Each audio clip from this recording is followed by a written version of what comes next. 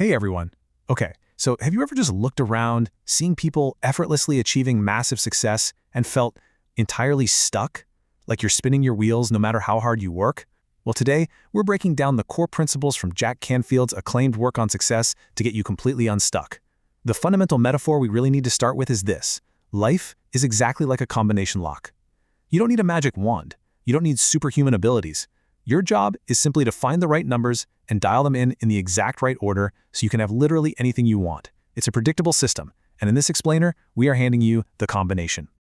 All right, here is our roadmap for getting there. 1. Take 100% responsibility. 2. Discover your life purpose. 3. Decide what you want. 4.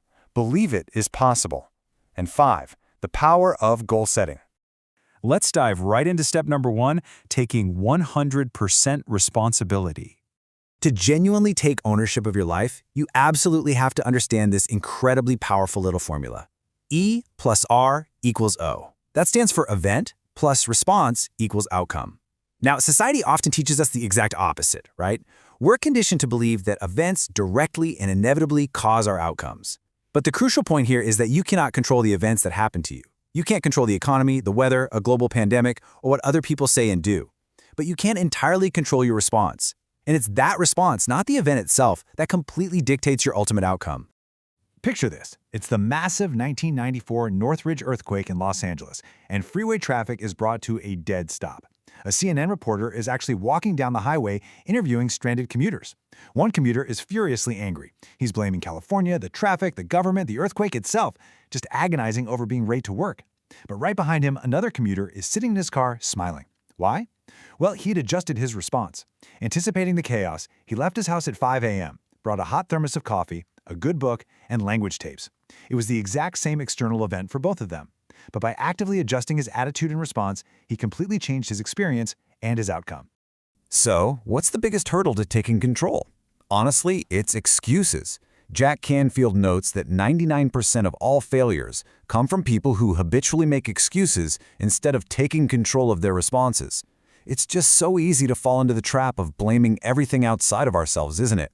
Our boss, our upbringing, our lack of time, instead of looking inward and changing our own behavior. If we're constantly making excuses, we are voluntarily giving away our power to change our lives. Ultimately, taking responsibility means putting in the actual physical work. As the motivational philosopher Jim Rohn so perfectly put it, you can't hire someone else to do your push-ups for you. I love that. I can walk you through this explainer and give you this incredibly effective roadmap, but applying these principles is entirely up to you. You've got to be the one to get down on the floor and do the push-ups. Moving right along to step number 2, discover your life purpose. Did you know you were actually born with an internal GPS? It's a deeply intuitive inner guidance system. And how does it communicate with you? Through joy. The amount of pure joy you experience literally dictates if you are on or off purpose. Take Pat Williams, for example, the senior vice president of the Orlando Magic. He followed what brought him joy, which was a childhood obsession for baseball. He didn't just casually like it. He let that joy be his ultimate compass. That absolute passion translated into the grit and resilience required to build a massive, 40-year career in the grueling world of sports management. When you follow your highest joy, it naturally aligns you with your true life purpose, and that gives you the endless energy you need to push through the hard times. All right, that brings us to step 3. Decide what you want. So many of us are conditioned from childhood to just ignore our own wants to please others or avoid causing a fuss, right? We just end up settling. Canfield tells this great anecdote about attending a seminar where everyone received a notebook. He got a yellow one, which he hated, but he figured he'd just stay quiet and settle. Then, the instructor suddenly announced, "If you don't like your notebook color, trade it. You deserve to have exactly what you want." So he leaned over, asked his neighbor for a blue notebook, and got it. It sounds trivial, but trading that notebook wasn't about the color at all. It was about flexing the muscle of reclaiming personal power. We have to start acknowledging our true preferences, no matter how small, to rebuild the habit of getting what we actually want out of life. Now, a huge trap we all fall into is that our dreams are simply never wild enough. We limit our choices only to what currently seems reasonable, practical, or safe. We tell ourselves we're wealthy beyond our wildest dreams, but the tragedy is that those dreams were never very wild to begin with. When deciding what you want, you absolutely cannot censor yourself based on your current reality. You really have to dream big here. Michelangelo completely hit the nail on the head when he said, "The greater danger for most of us is not that our aim is too high and we miss it, but that it is too low and we reach it."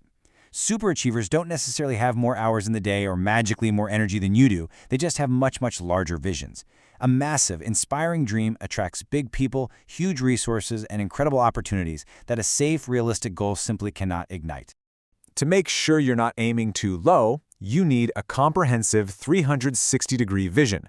You can't just focus solely on your bank account while your physical health completely deteriorates.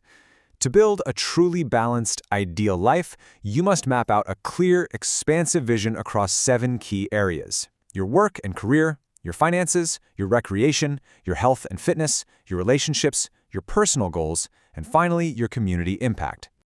So how do you actually do this? You need a dedicated vision exercise. Here are the actionable steps. First, sit quietly with some relaxing music. Second, ask your subconscious mind for vivid images of what you genuinely want in those specific areas. Third, write down your answers in absolute, unedited detail. And finally, review that written vision every single day. Doing this consistently locks in your internal GPS, so you start subconsciously driving toward that destination. Okay, step number 4. Believe it is possible. Listen, this isn't just some fluffy positive thinking. We're talking hard neuroscience here. It's known as expectancy theory. There were these fascinating medical placebo studies conducted on patients suffering from severe knee pain. Half received actual knee surgeries, while the other half received pretend surgeries. Doctors literally just made small incisions, but did absolutely nothing else. Unbelievably, the patients who had the pretend surgeries reported the exact same level of pain relief and increased mobility as those who had the real operation. Why? Because the brain genuinely expected the knee to improve. That profound expectation literally conditioned the body's biology to achieve that reality. The mind-body connection is staggering. Your brain responds to what it expects to happen next. Hold positive, powerful expectations, and your brain goes to work behind the scenes to make them real. Sometimes, though, you have to force that expectation into existence. Take Ruben Gonzalez. He was 20 years old, trying to learn the brutal, high-speed sport of luge. He was getting battered, bruised, and beaten up on the ice every single day. Completely desperate and exhausted, he was ready to quit. But his mentor told him to stand in front of a mirror, look himself in the eye, and yell, "No matter how bad it is, I'm gonna make it." By forcefully declaring that expectation when he was at his absolute lowest, Ruben built the necessary self-belief to push through the pain. And boom, he ultimately became a multi-time Olympic luger in just a few short years.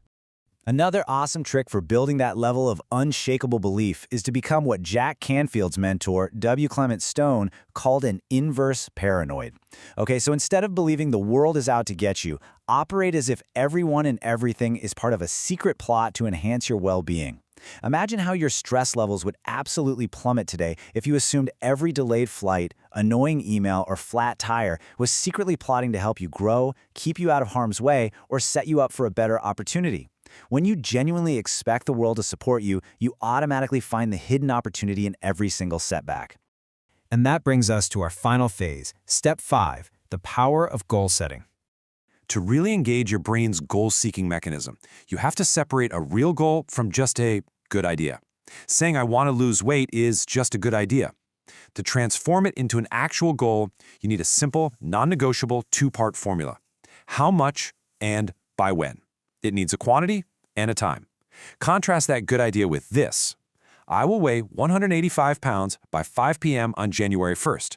Now that is totally measurable. It has a specific quantity and a definitive, undeniable timeline. Specificity has absolutely unbelievable power. Let me give you a perfect example. In 1990, a struggling, completely broke, unknown comic named Jim Carrey drove his beaten-up car up Mulholland Drive in the Hollywood Hills. Looking down at the city, he wrote himself a check for $10 million for acting services rendered and dated it Thanksgiving 1995. He kept that deteriorating piece of paper in his wallet for years. By that exact date, he had starred in massive hit movies like Ace Ventura and The Mask, and his asking price was literally $20 million a picture. That is the sheer transformative power of specific, audacious goal setting. Now consider the number 107. When legendary football coach Lou Holtz was 28 years old, he was entirely out of a job, completely broke, and had a pregnant wife at home. He didn't just wallow in despair. He sat down at his kitchen table and wrote out exactly 107 highly specific lifetime goals. Everything from having dinner at the White House to appearing on The Tonight Show to winning a national football championship. He ended up achieving over 100 of them. Having that massive, highly specific list kept his energy and motivation constantly firing, even in his absolute darkest hour. While having a huge list of goals is fantastic for sure, you also need to identify one massive breakthrough goal. We're not talking about a minor incremental step here. We're talking about a monumental, quantum leap that alters your entire trajectory, just like publishing the Chicken Soup for the Soul book did for Jack Canfield. Ask yourself this right now. If you could only achieve one single thing on your entire list this year that would automatically make everything else in your life easier or unnecessary, what would it be? Find that breakthrough goal and go after it relentlessly. So we've walked through the whole roadmap in this explainer. Taking total responsibility, discovering your joy-driven purpose, deciding exactly what you want without settling, building the unshakable belief that it's possible, and relentlessly setting measurable, audacious goals. You officially have the full combination to the luck. The only question I leave you with this: are you finally ready to stop making excuses, take the wheel, and start dialing the numbers? The next move is completely up to you.